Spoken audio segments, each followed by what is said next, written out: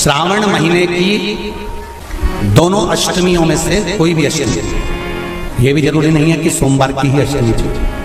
श्रावण महीने की दोनों अष्टमियों में से कोई भी अष्टमी को, आज भी नियम है हमारा, कोई मदिरा पान में डूबा है, कोई वेश्यावृत्ति में डूबा है, कोई मांसाहार में डूबा है, कोई गलत काम में जुए आदि में डूबा हुआ है, तुम छुड़ा कर दे गए कि मत जा मत कर, तुम छुड़ा कर दे गए। तो शिव महापुराण का बड़ा सुंदर भाव वर्णन करा गया है, बड़ा सुंदर भाव। महाराज शमी के 5 पत्ते, बेलपत्री के 5 पत्ते, बेर के 5 पत्ते, क्या क्या चीजें जरा जम के बोलो। शमी के 5 पत्ते, बेर के 5 पत्ते और बेलपत्री के 5 पत्ते। महाराज श्रावण महीने की दोनों अष्टमियों में से कोई भी अष्टमी, ये भी जरूरी नहीं है कि सोमवार की ही अष्टमी थी।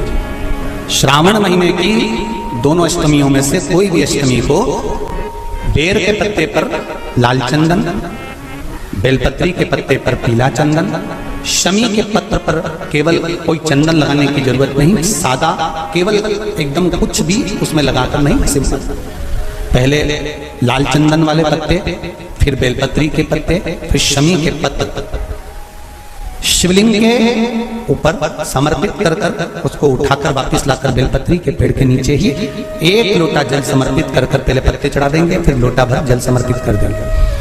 उसी चढ़े हुए पत्तों में से 5 बेलपत्र को लेकर अपने घर आ जाए और अवधूतेश्वर महादेव, कौन से महादेव? अवधूतेश्वर महादेव। ये अवधूतेश्वर महादेव कौन से हैं? आपको कथा में कई बार वर्णन करा गया है। शंकर भगवान को क्रोध आया, ब्रह्मा जी ने क्रोध को लिया, समुद्र में डाला। उस रूप को क्रोध का एक रूप था, क्योंकि जो मदिरा पान करने वाले होते हैं, व्यसन करने वाले होते हैं, गलत काम करने वाले होते हैं, इनको सुधार करेगा। जितना तुम समझाओगे ये उतना आग बबूला होंगे। तुम बच्चों से कहोगे गलत लड़के के साथ रहना मत रहे, तो और ज्यादा क्रोध करेगा, और चिड़चिड़ करेगा, और अपशब्द करेगा। तो ये क्रोध को संयमित कर अवधूतेश्वर महादेव, अवधूतेश्वर महादेव का स्मरण करकर 5 पत्तों को लेकर आइए। कुछ समय बाद जैसा जैसा समय की अनुकूलता मिले, आप किसी मदिरा का पान करने वाले या किसी व्यक्ति को वो पत्ते दोगे या प्रसाद के रूप में दो तो अच्छी बात है, नहीं तो उस पत्ते का थोड़ा थोड़ा भाग भी प्रतिदिन मात्र 21 दिन तक अगर थोड़ा थोड़ा भाग भी दे दिया जाए तो धीरे धीरे मदिरा पान, व्यसन, गलत आदतें छूटना प्रारंभ हो जाती है और वो शंकर की शरणागति ग्रहण करते हैं। तो जिनकी यहाँ संपदा की कमी होती है, वैभव की कमी होती है, लक्ष्मी की कमी होती है, प्रतिष्ठा की कमी होती है, धन की कमी होती है, उसके लिए विष्णु पुराण कहती है, स्कंद पुराण कहती है महाराज कि भगवान नारायण स्वयं इस जड़ के नीचे अपना विश्राम करते हैं महाराज, इस जड़ के नीचे। प्रयास करा करो, 1 चुटकी हल्दी, कितनी? मात्र 1 चुटकी हल्दी, आंवले के वृक्ष के नीचे भगवान हरि हर महादेव, कौन से महादेव हैं? हरि हर महादेव के नाम से रखकर उस पर पूर्व मुख कर पूर्व की ओर मुख कर जल समर्पित करना प्रारंभ कर दीजिए। आप अगर प्रयास करेंगे, शुक्रवार की शुक्रवार करें या नवमी की नवमी करें, अष्टमी की अष्टमी करें, प्रदोष की प्रदोष कर लें, सोमवार की सोमवार। हमें बताया था जिस दिन शंकर और पार्वती के मिलन का दिवस हो, और केवल एक माता पार्वती के अकेले मिलन का नहीं, 64 योगनिया तक भगवान शंकर से मिलने के लिए आती है। पीला चंदन लगाना, कितना लगाना है?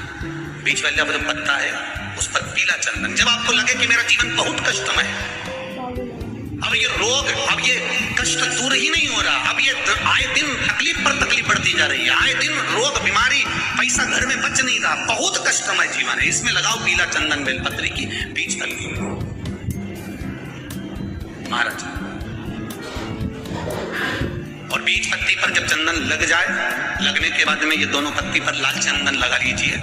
इन दोनों पत्ती के बीच में जो डंडी का भाग होता है, आपको कहा था, आपको स्मरण में होगा शायद, हमने जब बेलपत्री की महत्वता बताई थी तो उस बेलपत्री की महत्वता में कहा था ब्रह्मा विष्णु महेश ये तीन है, बोला था। बीच में ये बड़ी पत्ती से लेकर जो दो पत्तियां होती हैं, इनके बीच में जो जगह बचती है, इसमें माँ पार्वती के 64 योगनियां, माँ पार्वती अपनी पूर्ण सिद्धि के साथ में जितनी भी देवी के स्वरूप हैं, वो माता 64 योगनियां देवी के स्वरूप में यहाँ पर विराजमान होती हैं। दो पत्ती के नीचे से जो डंडी होती है नीचे तक, ये पूरी डंडी में 33 कोटि देवी देवताओं विराजमान होते हैं इस पूरी डंडी के अंदर।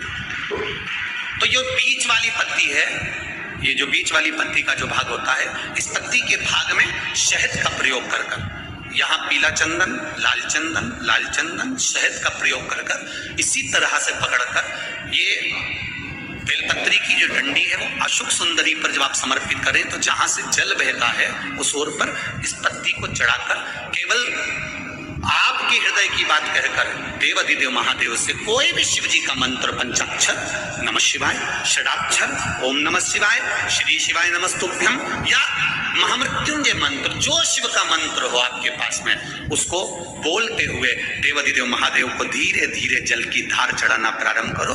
जल की धार जब पूर्ण होने लगे, उसमें थोड़ा जल बचे, तब अशोक सुंदरी पर जो तुमने बेलपत्र चढ़ाई है वहां उस जलधार को चढ़ा।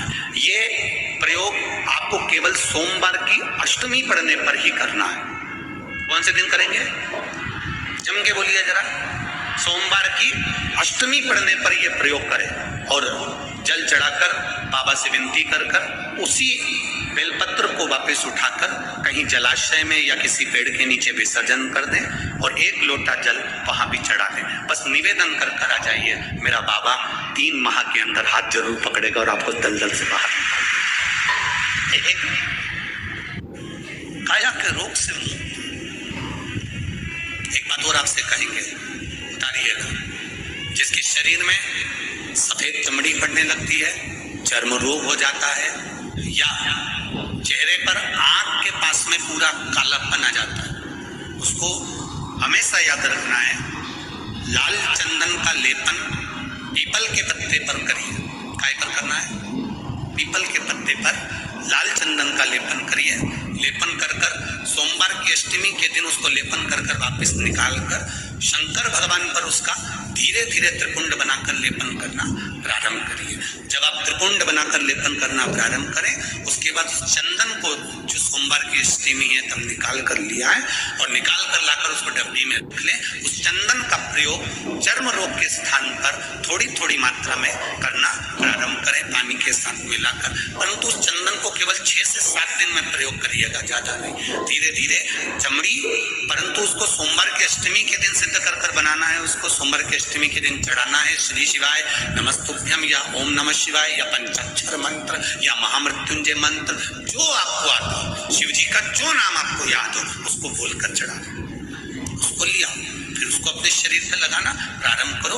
उसका फल आपको 15 दिन के अंदर धीरे धीरे प्राप्त होना प्रारंभ करो।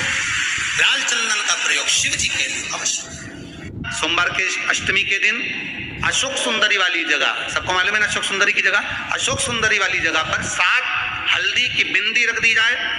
लड़का लड़की जिसका विवाह नहीं हुआ उसका हाथ रख दिया जाए और वही हाथ के छापे पीपल के वृक्ष पर 5 लगा दिए जाए। महाराज 3 महीने में उसका विवाह पक्का हो जाता है। सोमवार की अष्टमी का इतना भाव है, सहज नहीं है। सोमवार की अष्टमी शिव और आदिशक्ति का मिलन है। सोमवार की अष्टमी भगवान शंकर और पार्वती का मिलन। ऐसी कौन सी कामना